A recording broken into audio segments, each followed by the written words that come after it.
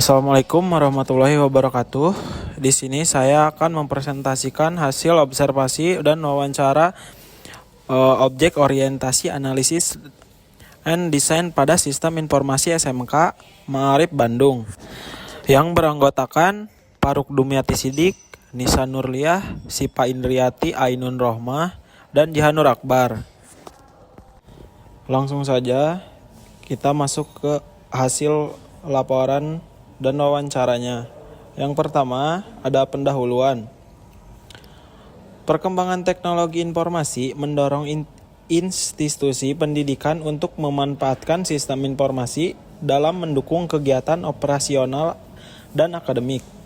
Penggunaan sistem informasi bertujuan untuk meningkatkan efisiensi, ketepatan data, serta transparansi dalam pengolahan sekolah. SMK Ma'arif Bandung telah menerapkan beberapa sistem informasi untuk menunjang aktivitas sekolah. Kegiatan wawancara ini dilaksanakan dalam rangka memenuhi tugas besar mata kuliah Objek Orientasi Analisis and Design yang bertujuan untuk menganalisis sistem informasi yang berjalan di instansi tertentu. SMK Ma'arif Bandung dipilih sebagai objek studi karena memiliki berbagai sistem informasi yang kompleks dan relevan untuk dianalisis, seperti sistem laporan keuangan BOSP, sistem KBM.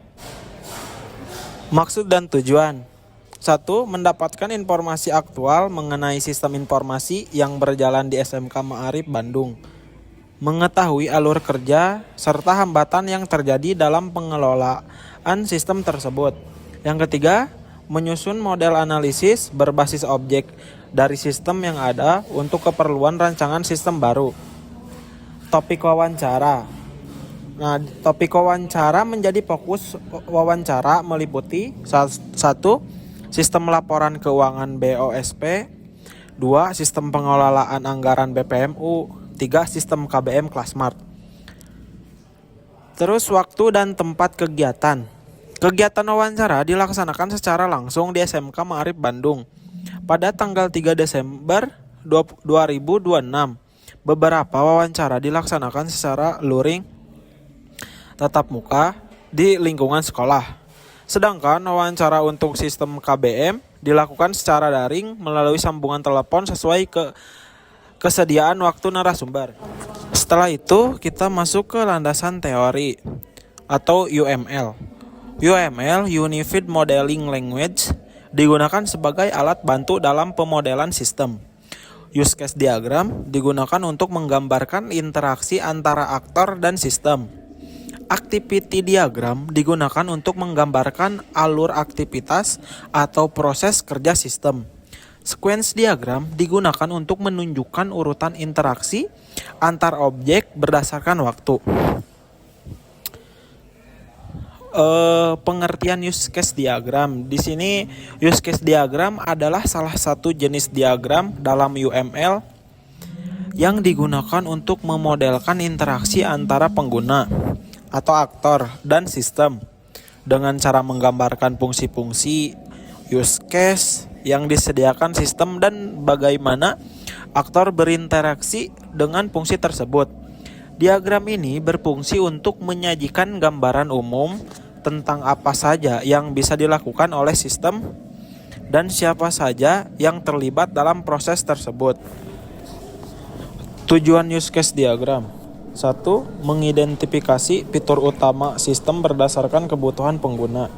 2. Menggambarkan interaksi antara aktor dan sistem secara visual. 3. Mempermudah komunikasi antara pengembang dan stakeholder, misalnya pengguna, klien, analisis sistem. 4. Menjadikan dasar dalam proses analisis dan perancangan sistem. Komponen-komponen use case diagram. Yang pertama ada aktor, yang kedua ada use case atau kasus pengguna, yang ketiga sistem boundary, yang keempat relasi atau relation. Terus jenis-jenis use case diagram. Yang pertama, association. Hubungan langsung antara aktor dan use case menunjukkan bahwa aktor menggunakan atau berinteraksi dengan fungsi tersebut. 2. Include digunakan ketika sebuah use case selalu menyertakan fungsi lain bertujuan untuk menghindari duplikasi. Contoh use case checkout selalu menyertakan validasi pembayaran. 3. Extend digunakan untuk menunjukkan bahwa sebuah use case dapat diperluas oleh use case lain dalam kondisi tertentu. Contohnya, lihat produk bisa diperluas dengan lihat ulasan, yang tidak selalu terjadi. Yang keempat, generalization menunjukkan hubungan pewarisan antara aktor atau antara use case. Aktor atau use case yang lebih spesifik mewarisi perilaku diri yang lebih umum. Terus manfaat use case diagram. Yang pertama, menyediakan pemahaman yang jelas tentang fungsi-fungsi sistem. 2. Menjadi alat bantu awal untuk mengidentifikasi kebutuhan sistem. Yang ketiga, menyederhanakan proses analisis dan desain. 4. Mengurangi risiko kesalahan komunikasi antara pihak teknis dan non teknis. Terus pengertian activity diagram. Activity diagram adalah salah satu jenis diagram dalam UML yang digunakan untuk memodelkan alur kerja atau urutan aktivitas dalam sebuah proses bisnis atau sistem. Diagram ini menggambarkan bagaimana aktivitas-aktivitas saling terhubung, urutannya, dan kondisi logis yang mengarahkan alur tersebut. Activity diagram sangat berguna untuk menjelaskan proses dinamis dalam sistem, baik itu alur dari sistem secara keseluruhan maupun alur dari satu use case tertentu. Tujuan Activity diagram. 1. Menunjukkan bagaimana proses dimulai, dijalankan, dan selesai. Menggambarkan urutan aktivitas dalam sistem. 3. Memvisualisasikan alur logika dari sistem atau fungsi tertentu. 4. Menjelaskan perencanaan, kondisi, pengulangan, dan sinkronisasi aktivitas. Manfaat dari activity diagram. 1. Membantu memahami logika dan urutan proses. 2. Berguna untuk mengidentifikasi kemungkinan error logika. 3. Dapat digunakan oleh tim teknis dan non-teknis. 4. Membantu dalam dokumentasi sistem dan spesifikasi fungsional. Pengertian sequence diagram. Sequence diagram adalah salah satu jenis diagram dalam UML yang digunakan untuk menggambarkan interaksi antar objek dan sistem berdasarkan urutan waktu. Diagram ini memperlihatkan bagaimana pesan dikirim dan diterima antar objek atau komponen sistem selama menjalankan suatu skenario atau proses. Tujuan sequence diagram. 1. Menjelaskan alur komunikasi antar objek atau komponen dalam skenario tertentu. 2. Menyusun gambaran detail dari interaksi dalam satu use case. 3. Memvisualisasikan urutan kejadian yang terjadi dalam sistem. 4. Menunjukkan bagaimana suatu proses dimulai dan bagaimana berbagai komponen sistem meresponnya. Alur dasar sequence diagram. 1. Aktor mengirim pesan ke sistem, misalnya permintaan login. 2. Objek dalam sistem menerima pesan dan memprosesnya. 3. Objek tersebut mungkin akan mengirim pesan ke objek lain. 4. Semua pesan diurutkan secara vertikal dari atas ke bawah, menunjukkan alur waktu. Jika ada balasan, maka ditunjukkan dengan panah putus-putus sebagai return message. Analisis sistem ARKAS atau BOSP. Sistem ARKAS digunakan untuk mengelola laporan keuangan dana BOSP di SMK Maarif Bandung. Aktor yang terlibat dalam sistem ini antara lain kepala sekolah, bendahara, operator sekolah, serta pengawas atau dinas. Proses utama dalam sistem ARKAS meliputi input RKS, realisasi belanja, pengunggahan bukti transaksi, pembuatan laporan SPJ, hingga proses audit laporan. Sistem laporan keuangan BOSP atau ARKAS ini ringkasan hasil wawancaranya. Ada aktor yang terlibat. 1. Kepala sekolah, bendahara sekolah, operator sekolah, pengawas atau pihak eksternal. Alur prosesnya: rencana, RKS, input anggaran kegiatan. 2. Realisasi belanja, catat transaksi pengeluaran. 3. Upload bukti, unggah struk atau kwitansi. Yang 4. Verifikasi, review oleh kepala sekolah. Yang kelima, laporan SPJ atau LPJ, generate laporan otomatis. Yang keenam, sinkron pusat, submit ke Kemendi. Aplikasi yang digunakan. 1. Aplikasi utamanya ARKAS. Yang kedua, fitur utama perencanaan atau RKS, penata usaha, upload bukti, laporan, sinkronisasi. Analisis sistem BPMU. Sistem BPMU berfungsi untuk pengelolaan dan pelaporan anggaran bantuan dari pemerintah daerah. Aktor yang terlibat dalam sistem ini meliputi operator, bendahara, kepala sekolah, dan dinas pendidikan. Alur proses sistem BPMU mencakup input RAB atau RKS, verifikasi internal, realisasi belanja, upload bukti transaksi, serta validasi laporan oleh dinas pendidikan. Sistem BPMU, ringkasan hasil wawancaranya, aktor yang terlibat: 1. Ada kepala sekolah. 2. Bendahara. 3. Operator sekolah. Alur prosesnya: input RAB, Operator susun rincian anggaran kegiatan. Kedua, ajukan ke dinas. Kepala sekolah submit via aplikasi. Yang ketiga, ada verifikasi. Dinas cek kesesuaian regulasi. Yang keempat, persetujuan. Dinas setujui dan cairkan dana. Yang kelima, realisasi belanja. Bendahara catat transaksi harian. Yang keenam, upload bukti SPJ. Unggah struk laporan realisasi. Yang ketujuh, validasi dinas. Review dan tanda tangani SPJ.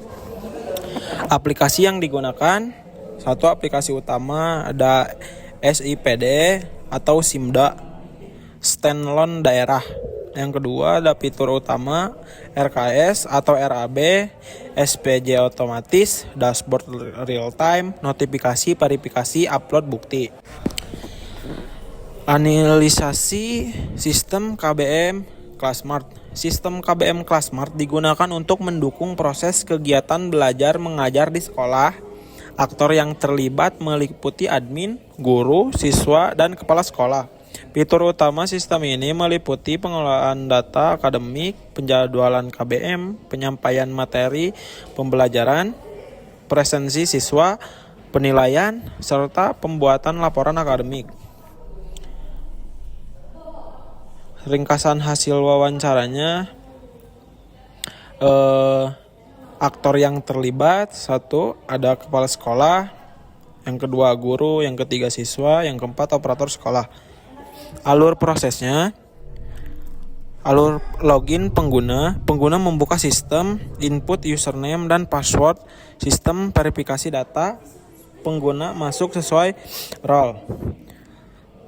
Yang kedua, admin login, mengelola data guru, mengelola data siswa, mengelola kelas dan mata pelajaran. Yang ketiga, admin membuat jadwal pelajaran, menentukan guru, kelas, dan mata pelajaran. Jadwal disimpan, guru dan siswa melihat jadwal. Yang keempat, guru login, memilih kelas dan mata pelajaran, mengunggah materi, siswa mengakses materi. Yang kelima, guru membuka kelas, guru mengisi absensi, sistem menyimpan kehadiran, siswa dan admin dapat melihat rekap. Yang keenam, guru membuat tugas, siswa melihat tugas, siswa mengumpulkan tugas, guru memeriksa dan memberi nilai.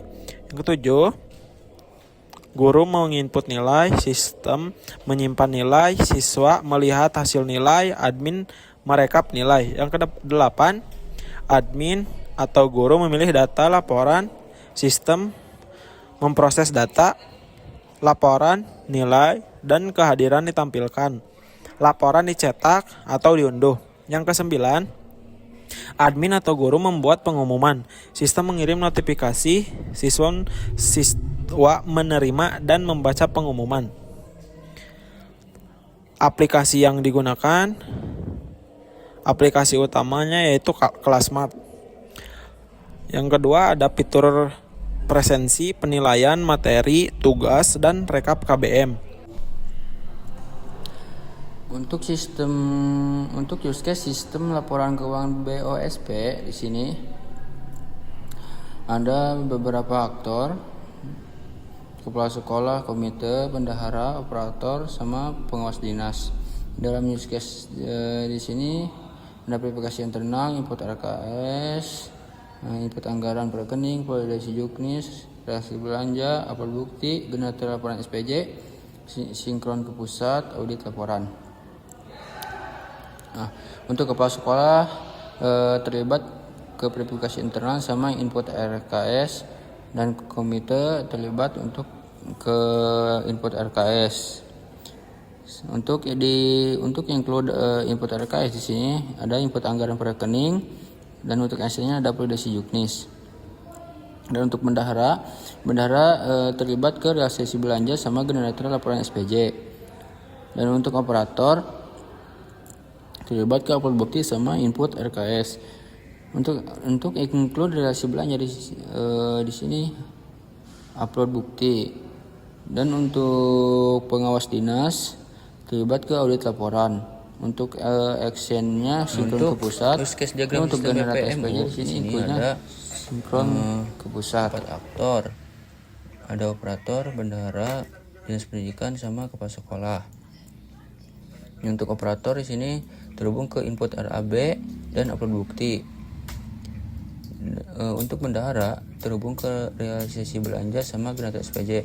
Untuk realisasi belanja include-nya ada upload bukti, dan untuk include generator SPJ dashboard monitoring. Untuk dinas pendidikan di sini terhubung ke dashboard monitoring sama validasi dinas. Nah, action dari validasi dinas ini ada ajukan ke dinas. Nah, untuk kepala sekolah terhubung ke ajukan ke dinas sama verifikasi internal. Untuk use case diagram sistem classmat di sini atau disebut KBM, ada 3 aktor, guru, admin, sama siswa.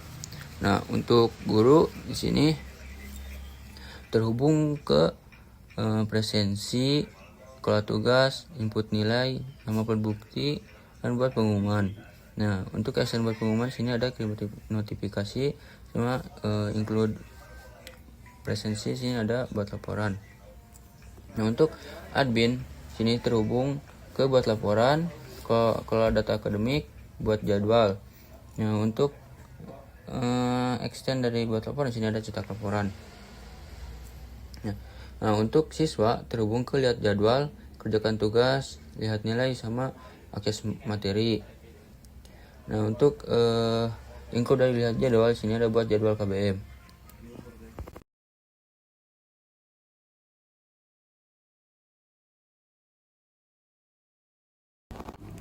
Untuk activity diagramnya di sini input ARKAS, ada operator sama kepala sekolah. Untuk operator login ke sistem ARKAS, terus memilih menu input ARKAS, mengisi rencana kegiatan, mengisi anggaran per rekening.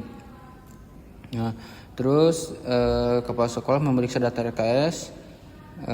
Jika disetujui, data RKS disimpan, dan jika tidak, data RKS dikembalikan ke operator untuk diperbaiki. Untuk verifikasi internalnya di sini operator login ke sistem ARKAS, terus memilih menu verifikasi RKS, terus mengajukan RKS untuk diverifikasi, dan kepala sekolah melakukan verifikasi RKS. Nah, dan operator menerima status disetujui dari kepala sekolah. Realisasi belanja, bendahara login ke sistem, memilih menu realisasi belanja, menginput data pengeluaran, terus operator mengunggah bukti transaksi. Nah, jika disetujui maka menyimpan realisasi belanja, jika tidak melengkapi data pengeluaran. Untuk upload bukti, operator login ke sistem, terus memilih transaksi belanja, mengunggah bukti transaksi, terus bendahara memeriksa bukti transaksi. Jika bukti valid, maka status bukti diterima oleh operator. Jika tidak, maka bukti transaksi dikembalikan ke operator untuk diperbaiki. Untuk generator laporan SPJ, bendahara login ke sistem, memilih menu generator SPJ, sistem BOS, memproses data realisasi, menghasilkan laporan SPJ, lalu bendahara menerima laporan SPJ. Ya, untuk audit laporan, pengawas login ke sistem, terus memilih laporan SPJ, melakukan audit laporan. Nah, jika laporan sesuai, maka pengawas memberikan persetujuan. Lalu bendahara menerima hasil audit yang disetujui. Nah, jika laporan tidak sesuai, maka laporan diberikan untuk diperbaiki. Bendahara harus melakukan perbaikan laporan. Lalu Activity diagram sistem KBM lagi ke kelola data akademik. Di sini admin login ke sistem KBM, lalu pilih menu data akademik, input atau ubah data akademik. Nah, jika data tersebut valid, maka sistem akan menyimpan data tersebut. Nah, jika data tersebut tidak valid, maka admin harus menginput ulang data akademik. Nah, untuk activity diagram sistem BPMU input RAB di sini, operator login ke sistem BPMU, lalu memilih menu input RAB, lalu mengisi data kegiatan dan anggaran, lalu mengajukan RAB ke kepala sekolah. Nah, kepala sekolah memeriksa RAB. Jika disetujui, maka RAB disimpan. Dan jika tidak disetujui, maka data RAB tersebut dikembalikan ke operator untuk diperbaiki.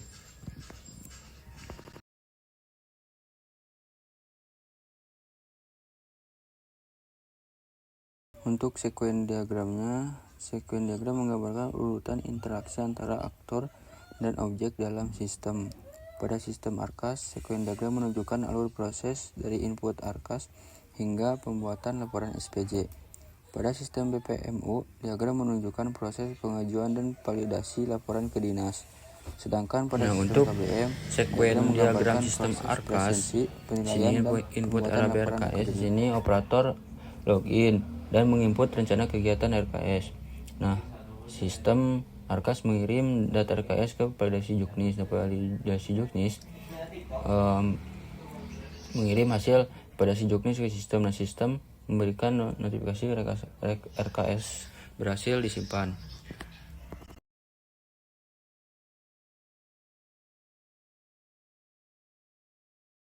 Untuk sekuennya di sini, operator login dan input RAB sistem BPMU. Lalu sistem BPMU menyimpan data RAB. Untuk sekuen diagram sistem KBM, kelola data akademik di sini admin, kelola data guru, kelola data siswa, sama kelola kelas dan mata pelajaran. Nah, terus sistem kelas 4 di sini akan menyimpan data tersebut. Untuk rumusan masalahnya, yang pertama, banyak aktor terlibat dalam satu sistem. Proses bisnis cukup kompleks dan saling berkaitan. Diperlakukan pemahaman yang jelas mengenai alur sistem, tugas masing-masing aktor, interaksi antar sistem. Tanpa analisis yang baik, sistem berpotensi tidak optimal atau sulit dikembangkan. Jadi secara singkatnya tuh bagaimana alur kerja sistem yang berjalan pada sistem laporan keuangan BOSP, ARKAS, sistem BPMU, dan sistem KBM Klasmart di SMK Maarif Bandung ini. Serta kendala apa yang muncul dalam proses pengelolaan anggaran, pelaporan keuangan, dan kegiatan belajar mengajar berdasarkan sistem informasi yang digunakan saat ini. Sebagaimana memodelkan sistem yang berjalan tersebut dalam pendekatan objek, orientasi analisis and design, menggunakan UML. Terus bagaimana hasil analisis sistem yang ada dapat dijadikan dasar untuk perancangan sistem yang lebih struktur, efisien, dan mudah dipahami oleh seluruh pihak terkait. Untuk yang terakhir, kesimpulan dan sarannya berdasarkan hasil analisis dan perancangan sistem yang telah dilakukan pada SMK Maarif Bandung, dapat disimpulkan bahwa sekolah tersebut telah memanfaatkan beberapa sistem informasi untuk mendukung kegiatan operasional dan akademik, yaitu sistem laporan keuangan BOSP atau ARKAS, sistem pengelolaan anggaran BPMU, dan sistem KBM Klasmart. Ketiga sistem tersebut memiliki peran penting dan menunjang transparansi pengelolaan anggaran serta efektivitas proses kegiatan belajar mengajar. Melalui pendekatan objek-oriented analysis dan desain, proses analisis dilakukan dengan memodelkan kebutuhan sistem menggunakan use case diagram, use case skenario, sekuen diagram, dan activity diagram. Pemodelan ini membantu menggambarkan alur kerja sistem, aktor yang terlibat, serta interaksi antar komponen sistem secara terstruktur dan mudah dipahami. Terus saran yang dapat dikembangkan ke depannya antara lain sistem ARKAS, BPMU, dan Klasmart perlu terus dikembangkan agar integrasi data antar sistem dapat berjalan lebih optimal dan meminimalkan duplikasi data. Perlu dilakukan pengujian sistem secara berkala untuk memastikan seluruh fitur berjalan sesuai dengan kebutuhan pengguna dan aturan yang berlaku. Penguatan aspek keamanan sistem, khususnya terkait hak akses pengguna dan perlindungan data, perlu menjadi perhatian agar data keuangan dan akademik tetap aman. Diperlakukan pelatihan bagi penggunaan sistem seperti admin, guru, dan operator sekolah agar pemanfaatan sistem dapat dilakukan secara maksimal. Kedepannya, sistem dapat dikembangkan ke platform berbasis mobile untuk meningkatkan kemudahan akses dan fleksibilitas pengguna. Mungkin segitu saja untuk hasil observasi dan wawancara kelompok kami di SMK Ma'arif Bandung ini. Terima kasih telah mendengarkan, menonton, dan wassalamualaikum warahmatullahi wabarakatuh.